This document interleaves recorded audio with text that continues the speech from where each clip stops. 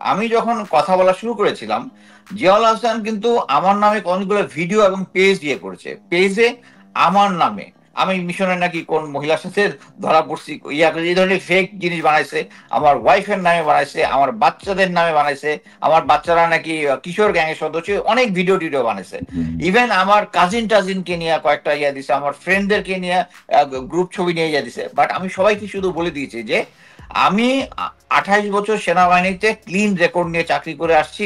আমি যখন রিটায়ারমেন্ট করেছি তখন আমি আর্মি সিকিউরিটি ইউনিটের মতো একটা গুরুত্বপূর্ণ জায়গায় চাকরি করেছি। এখন কেউ একজন লাল্লু পাঞ্জু এসে বললো যে আমার চরিত্র খারাপ ভাইয়া, বা আমার ফ্যামিলি সম্বন্ধে কিছু একটা, আই ডোন্ট মফিজুল কেয়ার, ভাই, আই ডোন্ট কেয়ার। এবং শেষ পর্যন্ত তারা সাস্টেন করে নাই, তারা সাস্টেন করে নাই। তো এখানে আমি বলবো আমার থেকে উদাহরণ ইয়া নেওয়া উচিত যে আমি এগুলোকে কেয়ার করি নাই, আই রিমেইন স্ট্রং। সো এখন ওগুলা কিন্তু ফেসবুকও ডিলিট করে। জিয়াউল হাসান একটা সবাইকে একটা আতঙ্কের মধ্যে রাখার চেষ্টা করতেছে। আহ, এবং ওই পেন ড্রাইভটা পাঠায় সে মানে একটা ইঙ্গিত দিচ্ছে, দিস ইজ আ মানে trailer, main thing is still back, এরকম একটা তিন জায়গায় পাঠিয়ে সে একটা বোঝার চেষ্টা করতে, সবাইকে একটা ধারণা দেওয়ার চেষ্টা করতেছে যে তার যদি কোনো কিছু হয় তাহলে সে এই জিনিসগুলো পাবলিক করবে। আর এখন বর্তমানে গোয়েন্দা সংস্থাগুলা তাকে যারা ইন্টারগেশন করতেছে, অ্যাকচুয়ালি আমি আশানুরূপ কিছু শুনি নাই। সে এখনো নিজের মতোই চলতেছে, তার যখন যে ইনফরমেশনটা দেওয়ার ইচ্ছে হচ্ছে শুধু ওইটাই দিচ্ছে। এবং অ্যাকচুয়ালি যখন তাকে অ্যারেস্ট করা হয়, একজন অফিসারের কাছে আমি শুনেছি তার কাছে একটা ব্যাগ ছিল যেটার মধ্যে হার্ড ড্রাইভ টাইপ ছিল। বাট কিছুক্ষণ পরে মানে আমি বলবো এটা গোয়েন্দাদের ব্যর্থতা, ওইটা নাকি কার কাছে গেছে খুঁজে পায়নি। তো জিয়াউল হাসান শুধু যে তার নিজের কাছে রেখেছে তা না, সে ওখানে থেকে আমাদের পলিটিশিয়ান এবং যাদের যাদের আছে এই সমস্ত জিনিস তাদেরকে কন্ট্রোল করবে।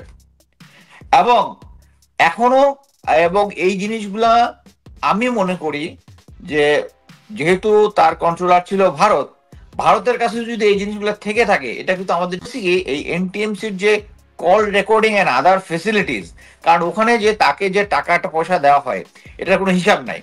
এটাতে এটাতে হচ্ছে আমাদের ইন্টেলিজেন্সের যেরকম সোর্স মানে যেরকম বলে ওরকম, পুলিশেও এরকম বোধহয় একটা ইয়ে আছে যেটার কোনো অডিট হয় না। সো এই জিনিসটা সে খুব ভালোভাবে এনজয় করতো, এবং এনজয় করতে করতে সে যে সেফ এক্সিট একটা নিবে ওইটার কথা নিজেই ভুলে গেছে, এবং শেষ পর্যন্ত নিজের এই ফাঁদে সে নিজেই পড়ে গেছে। তবুও আমরা যে কোনো একটা সিচুয়েশনের মধ্যে পড়বো।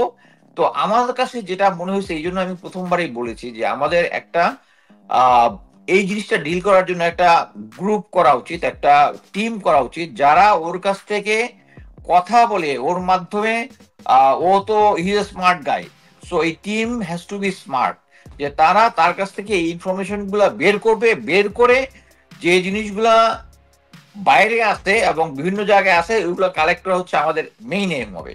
আর এট দ্য সেম টাইম আমি বলবো যে যারা এই মুহূর্তে মনে করছেন যে আমি জিয়াউল হাসানের ভিকটিম হতে পারি, আমি মনে করি যে তাদেরকে including military, including bureaucracy, including মানে যারা পলিটিক্যাল ফিগার আছে তারা প্রত্যেকের আমাদের মানে, আমি কিছুদিন আগে একজন অ্যাকচুয়ালি এখন 5ই ফেব্রুয়ারি পরে আমাকে অনেক পুরোনো মিলিটারি অফিসার এবং সিনিয়র অফিসার তারা আমাকে ফোন করে।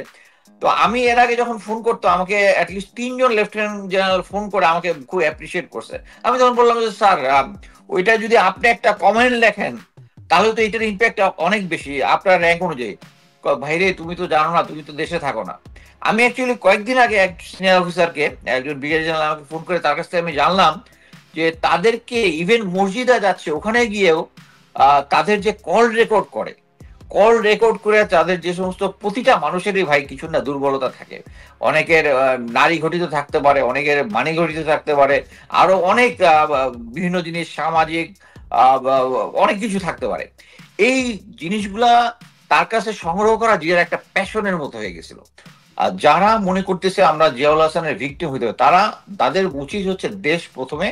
তো কেউ যদি তা আপনার নামে কোনো ভিডিও, অডিও বা সারফেস ইয়া করে, আমাদেরকে মাইন্ডসেটটা দেশপ্রেমের থ্রোতে ইয়া করতে হবে, যে আমার নামে যদি এরকম ভিডিও অডিও বের হয়, আমি মনে করি এরকম জিয়াউল হাসানের মতো একটা পৈশাচিক একটা চরিত্র, যে লোকজনের এরকম অডিও ভিডিও সবসময় রেকর্ড করে রাখে এবং এই জিনিসটা প্রচার করে তাকে দেশের ক্ষতি করতেছে। আমরা সবাই এখন জানি জিয়াউল হাসান যে যে জিনিসটা করতেছে এটা দেশের ক্ষতি করতেছে। আমি এর আগে বলছি তারেক সিদ্দিকী ইয়াকে জিয়াউল হাসানকে ব্ল্যাকমেল করছে, জিয়াউল হাসান তারেক সিদ্দিকী ব্ল্যাকমেল করতেছে, জিয়াউল হাসান ওয়াকার স্যারকে ব্ল্যাকমেল করতেছে। এটা ত্রিভুজ একটা মানে বিচিত্র অবস্থা। এই মনে আমাদের মাইন্ডসেট করতে হবে, যারাই মনে করি যে আমরা জিয়াউল হাসানের ভিকটিম হইতে পারি এই ধরনের রেকর্ডিং এ, এটা যদি পাবলিক হয়ে যায় আমি মনে করি জনগণ উনাদেরকে মাফ করে দিবে। সো আমরা উই মাস্ট নট থিঙ্ক যে এটা একটা থ্রেট।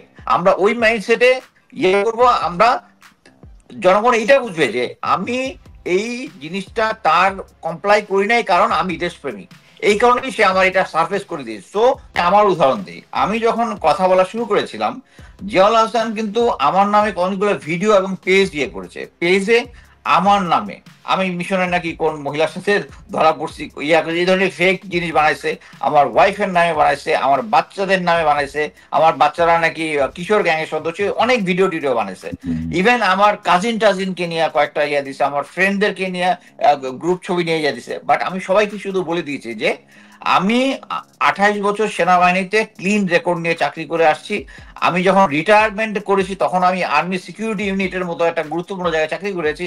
কেউ একজন লাল্লু পাঞ্জু এসে বলল যে আমার চরিত্র খারাপ ভাইয়া বা আমার ফ্যামিলি সম্বন্ধে কিছু, আই ডোন্ট কেয়ার। এবং শেষ পর্যন্ত তারা সাস্টেইন করে নাই। তো এখানে আমি বলবো আমার থেকে উদাহরণ নেওয়া উচিত যে আমি এগুলোকে কেয়ার করি নাই, আই রিমেইন স্ট্রং। সো এখন ওগুলা কিন্তু ফেসবুকও ডিলিট করে, মানে জনগণ এটা বুঝে। এখন যদি মনে করেন আমি যদি আসলেই আমার চরিত্রগত সমস্যা থাকে, বাট আমি যে কথাটা বলতেছি ওইটা তো সত্য, আমার সমস্যা এটা তো বোঝা উচিত। সো ডিজিএফআই তৈরির যে তাদের যে এইম, তারপরে তাদের যে এজেন্ডা, মানে তাদের যে দায়িত্ব, এটার যে লেট ডাউন যে রুলস আছে, সেই রুলস অনুযায়ী কিন্তু আপনি কোথাও পাবেন না যে এটা রাজনৈতিকভাবে ব্যবহার করা যায়।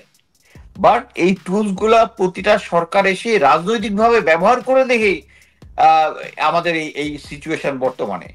বাট কথা হচ্ছে আপনি যদি এনশিওর করতে পারেন যে গোয়েন্দা সংস্থা ডিজিএফআই হোক এনএসআই হোক, তারা তাদের যে রুলস এন্ড রেগুলেশন অনুযায়ী কাজ করবে। বাট রাজনৈতিক সরকার তো ওইটাই দিচ্ছেন। মনে করেন তাদের কি কাজ? তাদের কাজ হচ্ছে ডিজিএফআই, আর্মি, নেভি, এয়ারফোর্স, তাদেরকে কাউন্টার ইন্টেলিজেন্স এবং এক্সটার্নাল ইন্টেলিজেন্স, যেটা বিদেশে আছে আইবি আছে, মানে ইয়াতে যেরকম আছে MI5 MI6, একটা ইন্টারনাল ইন্টেলিজেন্স দেখে কাউন্টার ইন্টেলিজেন্স, আর একটা দেখে ফরেন ইন্টেলিজেন্স। মনে করেন এদের দায়িত্ব তো ওগুলা। বাট আমাদের রাজনৈতিক সরকার, এখানে ডিজিএফআই কে আমি দোষ দিব এক ইন এসেন্স, যারা ওখানে তারা তো পিক আপ করে নিয়ে আসবে ওই ধরনের অফিসারদেরকে যাদের তাদের দিয়ে তাদের কাজ হবে। বাট অ্যাকচুয়ালি নাম পরিবর্তন করার থেকেই আমি বলবো সবচেয়ে ইম্পর্টেন্ট হচ্ছে যে তাদের চার্টার অফ ডিউটি যেটা আছে সেই অনুযায়ী যদি তারা কাজ করে। মনে করেন সিগন্যাল ইন্টেলিজেন্স ব্যুরো বা কাউন্টার টেররিজম, আমি নামগুলো ভুলে গেছি, বাট টেররিজম যে ব্যুরোটা দেখে, তাদের শুধু টেররিজম দেখার কথা, তাদের মানে বিরোধী দলকে দেখার কথা না। সো আমাদের দেশে যেহেতু এই জিনিসটা একদম দুর্বল, এই কারণেই আইনের শাসনটা দুর্বল। আমি মনে করি আমাদের প্রথমে হচ্ছে এই যে আইন করে যদি পারা যায় বা কোনোভাবে এই রাজনৈতিক দলগুলোকে, এই গোয়েন্দা সংস্থাগুলোকে তাদের স্বার্থে ব্যবহার না করতে পারাটাই হচ্ছে রিফর্মের একটা অংশ হওয়া উচিত।